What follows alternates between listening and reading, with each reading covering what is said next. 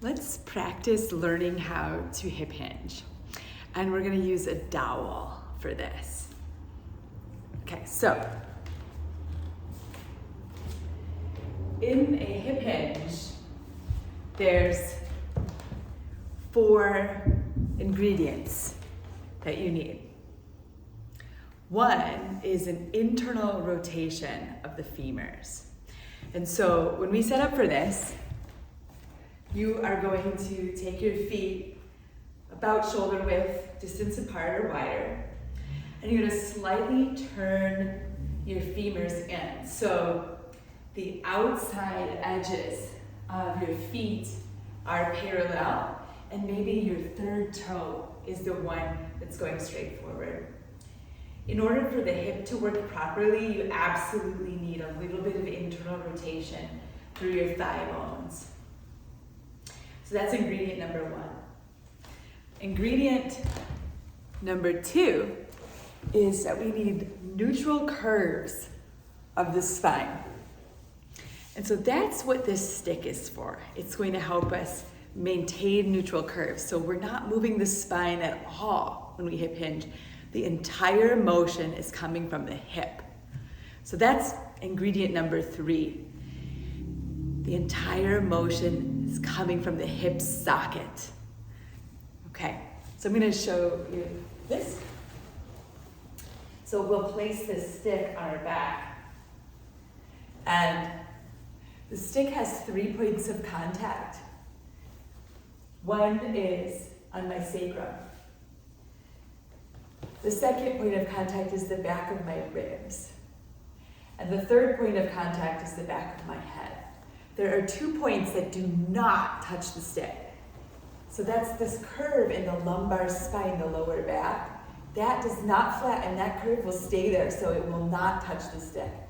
And the second is the back of the neck. They're gonna keep a curve there. It doesn't flatten, so it does not touch the stick. Okay, lots of us, when we go to bend down to pick something up, we'll hinge from our spine instead of from our hip socket. Some of us flatten our lower back to do it, so I'll just do that. So I'm just bending my low back.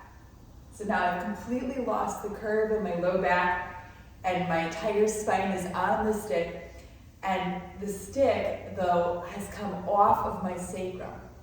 So the stick is gonna help you feel if you're doing that, if you're bending your spine versus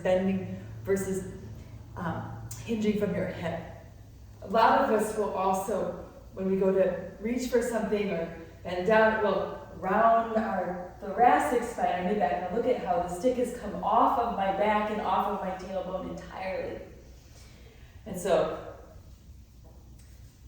again, this stick is gonna help you stay aware of when you do that. And the other pattern that many of us will get into is when we go to get something, we'll push the head forward. And so now I've lost contact of the stick with my head. And so we're gonna keep contact of the sacrum, the back of the ribs, and the head. And that will help us know we are not bending our spine. We're keeping this entire motion in the hip socket. Now this is really important because this is literally how we hurt our backs. It's like through bending to pick things up and bending from the spine, because when we go down like this and we come out of those neutral curves, you start to get pinpointed forces along the spine. And then when we're angled, like we're gonna go pick something up, it creates a shearing force as well between the vertebral bodies and the discs. And so it's literally how we hurt our backs, is through this kind of pattern. And so we want to retrain our bodies and get our hips working and get our hips to be the primary mover of our whole system. And so we'll have the stick on our back. And number 3, this is number 4 most important thing. So number 1, the legs turn in. So you're gonna set up with your toes slightly turning in. Number 2, you got these neutral curves of your spine. And number 3, you're isolating a motion in the hip socket. Okay, number 4 is we're looking for something called hip drive. And so what I mean by that is that when you hinge, so I've got my toes in, my knees are soft, they're not locked. I've got my spine in neutral curves, and I can feel those 3 points of contact on the stick, the sacrum, the thoracic, and the back of my head. But when I hinge, I don't simply go straight down with my upper body like that. I'm going to move my hips back in space. So that's called hip drive. So I've been reaching back. Now, I have very flexible hamstrings, so I can go straight down. But I don't want you to do that. I want you to work on how far back you can reach your hips, because of the way this is going to engage the full posterior chain. It's going to pull you out of hanging on any ligaments. It's going to get you into a full system-wide movement. So hip drive. Okay, so to do this, we're going to go to a wall. And so you can bring your back near a wall, but you're going to go about a foot away from the wall. And so take your feet a foot away from the wall. Take your feet a little wider than your shoulders.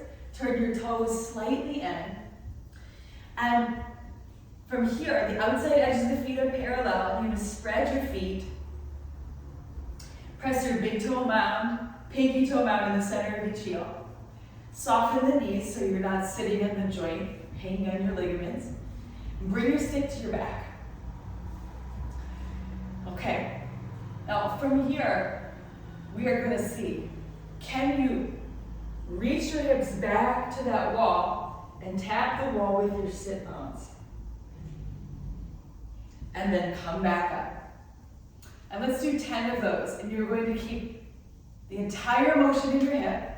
You'll have zero bending of your spine. Your spine's going to stay in these neutral curves. And you're going to work your hip drive. How far back can you reach your hips?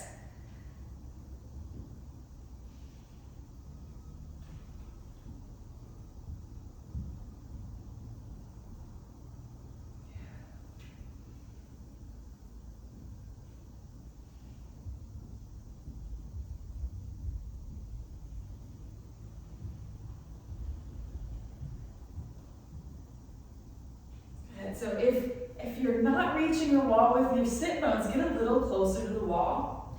And if it's too easy to hit the wall, get a little farther away. Just find how far away from the wall can you be? Like, what's your max distance from the wall with your feet that you can still touch the sit bones to the wall?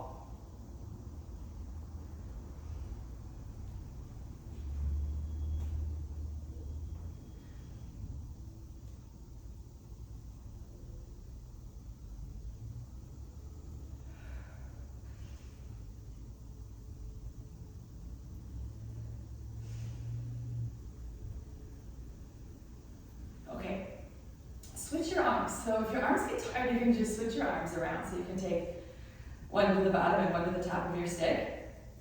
And by now you might have realized that you can still scrunch your neck up funny, even though the stick is here. So lengthen the base of your skull back and try to scrape your head up the stick. Let's do this with an inward anchor. So grab the ground with your feet and begin to pull in as if you're buckling a leg or buckling a rug between your legs. And so you should feel from the arch of your foot up the inner leg, all the way up to the pubic bone, some tension. Now let's maintain that tension as you hinge. So we'll do 10 more hinges like that.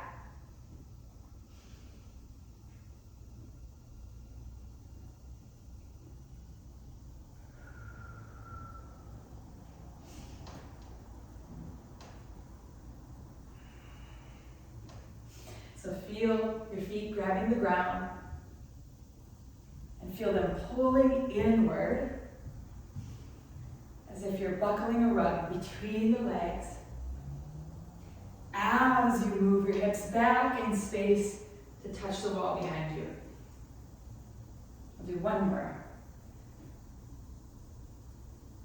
Okay, now let's switch the anchor to an outward anchor and switch our arms again. So the outside edges of your feet are parallel. You still have this internal rotation of your legs. You're gonna spread your feet and grab the ground.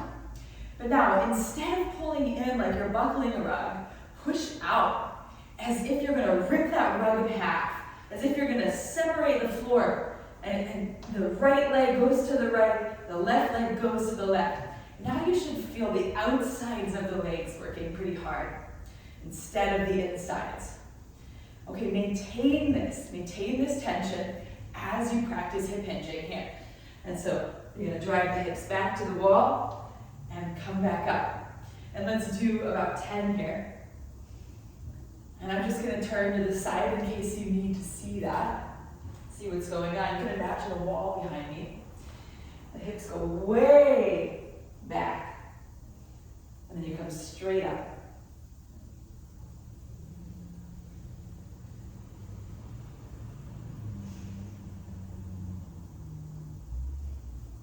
You can switch your hands if you need to at any point. Feel your shoulders getting tired.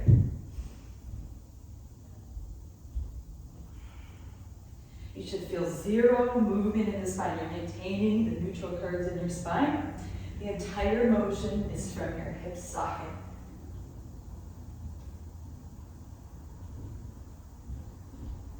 And let's do one more.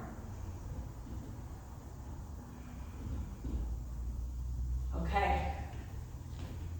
Done. Okay, practice a lot.